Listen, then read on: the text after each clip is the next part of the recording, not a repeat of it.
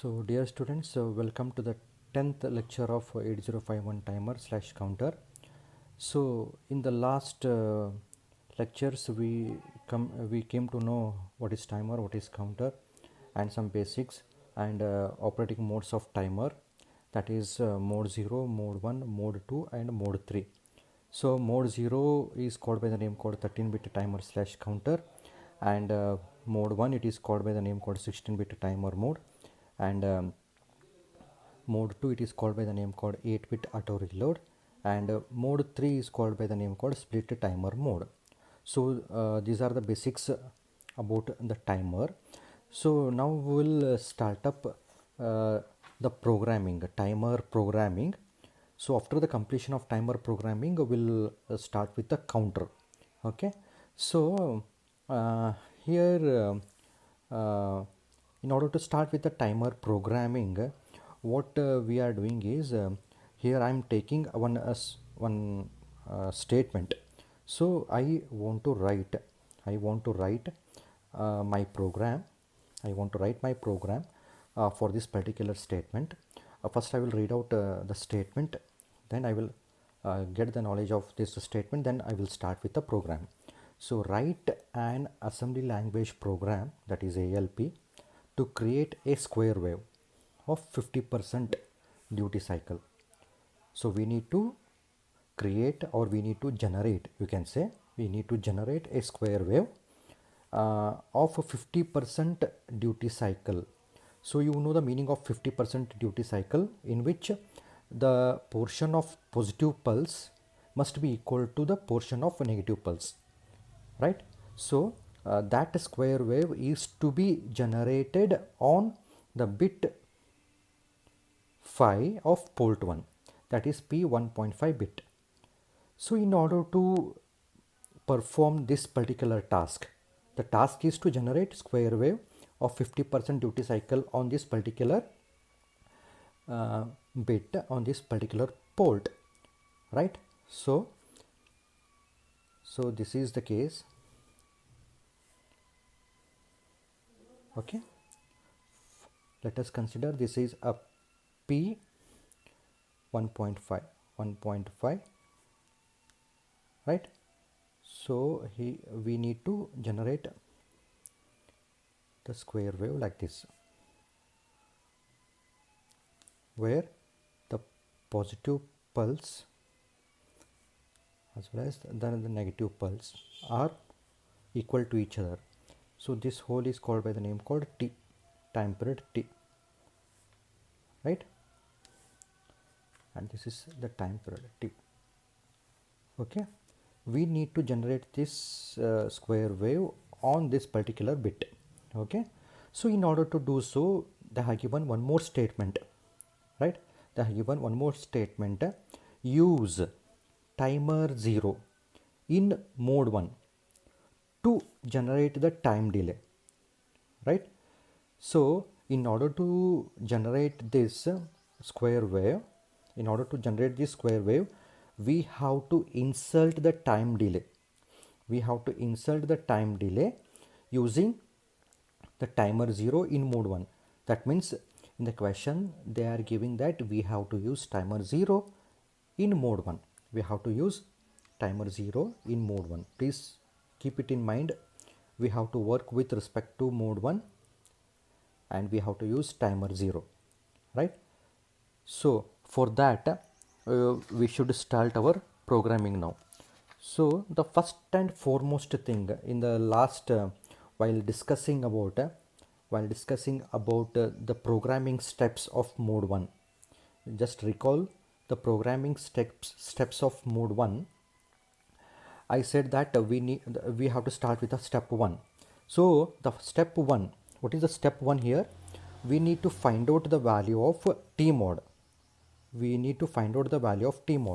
What does this T mod tells? This T mod tells the what does the programmer is using, right? Here in this particular statement we are using timer 0 in mode 1. So we need to calculate, and we don't bother about timer 1, right? We need to calculate T mod. So how to calculate T mod? So in order to calculate the T-mod, what is to be done is, so this is a T-mod register and these are the bits that we have. So in the question they are saying that we need to use timer 0 and mode 1. So you don't bother about the bits of T1, you make 0 0 0 0 for that and just concentrate only on timer 0. By default the value of gate will be equal to 0 and we are in timer mode, so we have to make this 0 and we are in mode 1 in sense 0 1, right? So 0 0 0 0 is nothing but 0, 0 0 0 1 is nothing but 1. So the total value of T-mod is equal to 0 1. So this value is to be given to the T-mod register, right? So here what we are doing is, we need to, the first statement here we are giving is, here I will write the first instruction, that is move T-mod with what value, hash 0 1 edge. This is the first statement that we need to write. So after the execution of this instruction, the 8051 will come to know that the programmer is using timer 0 in mode 1. The next step is to give some initial value for a timer 0 registers. So here what we are using a timer 0, right? In timer 0 we have two registers, as you know, right? One is TL0 and TH0. So we need to give some initial count value. You can give any initial count value. Right now what I am writing here is, I am giving the initial count value as for TL0 I am using F2 and for TH I am using FF. You can give any initial count value right now for this particular program. So we need to give this initial count value. So that is, here we need to write move, first the lower value is to be written, that is TL0 comma hash, what is the value that I am writing here, F2H. So since it is a letter, we need to write 0 F2H and move TH0 hash. So what is the value that I am initializing, with 0 FFH. So you can load any initial count that you want, right? Next we need to insert the delay. The meaning is, from this 0 time to how much amount of time the square wave is to be generated. So now what is to be done, what I did is, we have given the information to the programmer that we are using timer 0 in mode 1 and we have inserted some time initial values to the registers of timer 0. Next, in order to generate the square wave of 50% duty cycle on this particular bit, so only one bit I am using here, that is 5th bit of port 1. As you know, in order to generate the square wave of 50% duty cycle, what I am doing is, first I will send 1, then I will send 0, right? And this process is to be continued, right? So in order to do so, you know the instruction called CPL. So if the initial value, assume that the initial value of P1.0 is 0. If I complement that value, I will get 1, right? So 1 is there, right? 1 CPL, what I will do, CPL P1.5,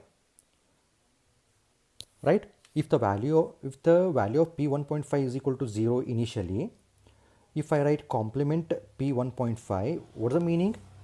So from 0 it will take a 1 value. So how much amount of delay it will take, right? So now what I will do, I have to start the timer. I have to insert the timer, right? I have to insert the timer. So what I will do, I will call the timer in terms of inserting the delay. So what I will do, I will write a call delay. So after writing CPL 1.5, the delay is to be called.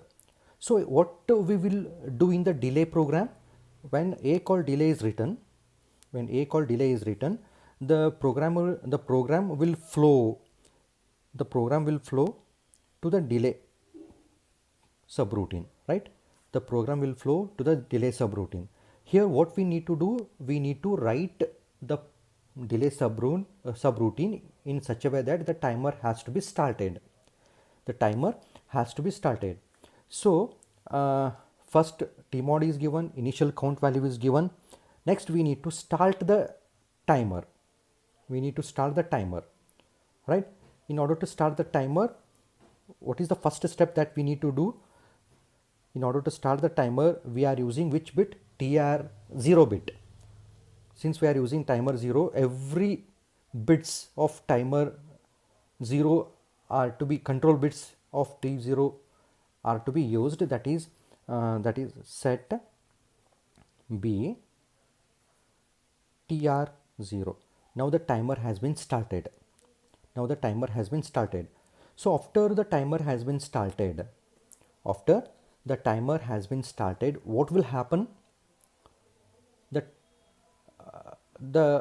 After timer has been started, this value is to be this particular value is to be started, right? After doing so, we need to check the value of what? Whether TF0 has been reached to,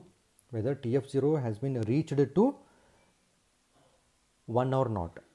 TF value is to be reached to 1 or not. So in order to do so, we need to check the value of TF0. So for that we need to write JNB. TF0, right? So again, I am writing here a label again. So when the value of TF0 becomes equal to 1, it will come out of that particular loop. Then we need to clear or we need to stop the timer. And we need to stop the flag also, TF0. So these are the program steps that I covered in the last section while dealing with the mode 1. Then after clearing TR0 and TF0, we should return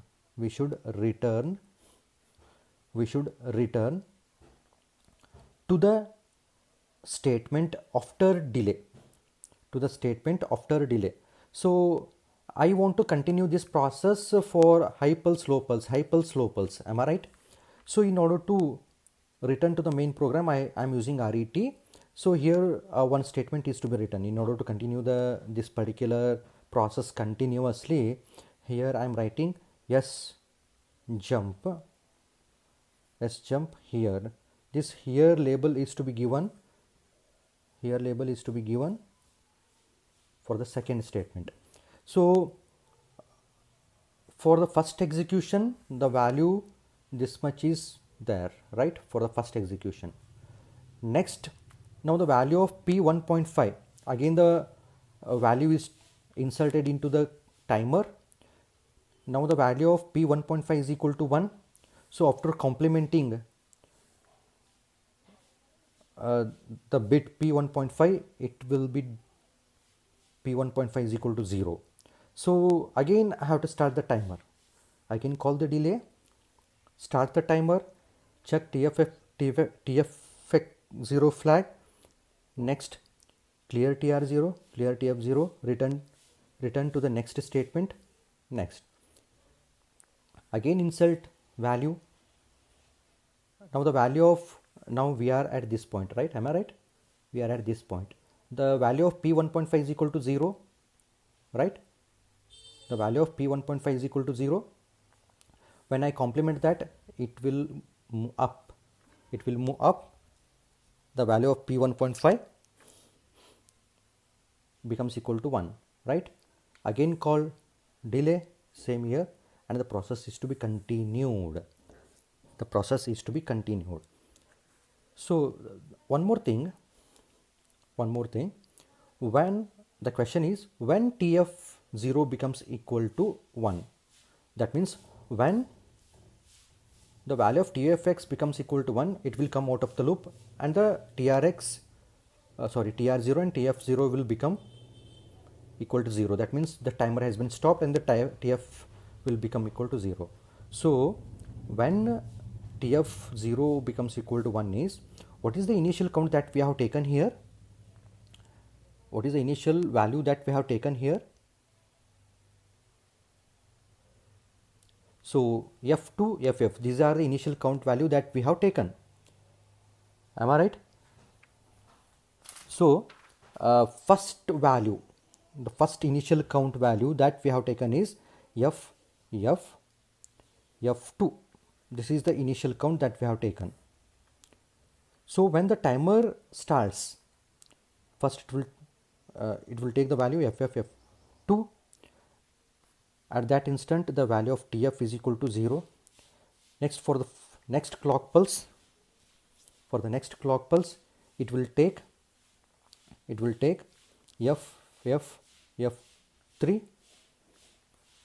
Again here tf is equal to 0. Next f4. Again tf is equal to 0. Like that. When it reaches ff, again here also tf is equal to 0, right? So it has to be reset to 0000, right? In order to reset from final value, why I have taken ff means because we are in mode 1. So mode 1 is 16-bit timer mode. So when it reaches to the maximum value ffffh, it has to be reset to 0000h. So in order to do so, here one more clock pulse is to be taken, that is 1. One more clock pulse it is to be taken, that is 1, and that is given to ffffh in order to reset back to 0000h. For this particular value, when it reaches to 0000h, the value of tf0 becomes equal to 1. Then it will come outside of that particular loop and the process will be continued. So this is the process that we need to follow up in order to write the programming, right? So hope this statement is clear. You just go through this once again. If you have any questions, you can ask. Now here what we are doing is, we have written the program in order to generate the square wave on P1.5. Now in this program, we don't know how much amount of delay it will take in order to generate this particular square wave. I don't know exact delay, but I know the count value of the resistors, timer resistors, but I don't know exact delay. So from 0 to how much amount of time the square wave will generate. So in order to do so, there is one process that we need to follow up. The process here I will discuss. The title is time delay calculation if a crystal frequency is 11.0592 megahertz. So we need to take care of these two statements. Please take care of these two. How to calculate the exact delay in timer programming. So if the crystal frequency is 11.0592 megahertz, you know we have to take 1/12 of crystal frequency, that is 921.6 kilohertz, and take the inverse of that. You will get the 1.085 microseconds the time period. So how to calculate the exact time delay? If we are working with hex value and we are in mode 1, am I right? Mode 1, the maximum value the mode 1 can take is FFFF, right? Minus the initial count value. This is the initial count value YYXX. For this we need to take plus 1. Plus 1 is the plus 1. We need to add plus 1 in order to reset the timer to 0. In order to reset the timer to 0, we have to add +1 compulsory, and for this total value we need to add this 1.085 microseconds. Then I will get exact time, exact inserted delay inside the program. So this is the case of calculation of time delay in hex. If we are working with the decimal value, so convert the initial value that you have taken, right? Convert the initial value that you have taken, that is YYXX, to decimal number, say NN decimal number. So subtract that with 65,536. Actually it is 65,535 plus 1 I will take here. So instead of taking that, I have added 1 here itself. So 65,536 minus the decimal number that we have got into 1.085 microseconds. Okay. So we need to follow up either in hex value, either in a decimal value, to calculate the exact delay, the total delay taken by the timer to generate this square wave. So here initial, what is the initial value that we have taken? FF F2H, right? FF F2H. So FF, it is a maximum value that the mode 1 can take, minus the initial count value, that is FF F2H. So what I will get? I will get 0D. I will get 0D. Convert this 0D in decimal number, that is 13. Plus 1 is to be done here, plus 1. So you will get 14. You will get 14. So 14 is to be multiplied with 1.85 microseconds. You will get 15.19 microseconds for half a pulse. Only for this point to this point you will get. So I want the total T, right? For that, 15.19 microseconds is to be multiplied by 2. So 2 into 15.19 microseconds, you will get 30.38 microseconds. So in order to generate one full pulse, one full period of wave, it will take from 0 to 30.38 microseconds. From this point to this point, it will take 30.38 microseconds. The time inserted for each T, it will take 30.38 microseconds. This is how we need to calculate the time delay if the crystal frequency is 11.0592 megahertz. Hope this is clear. So in the next lecture we will take some more programs so that it will be more clear. You just go through this program statement once again and the solution that I talked till now. If you have any questions, you can comment it and I will try to answer. Thank you.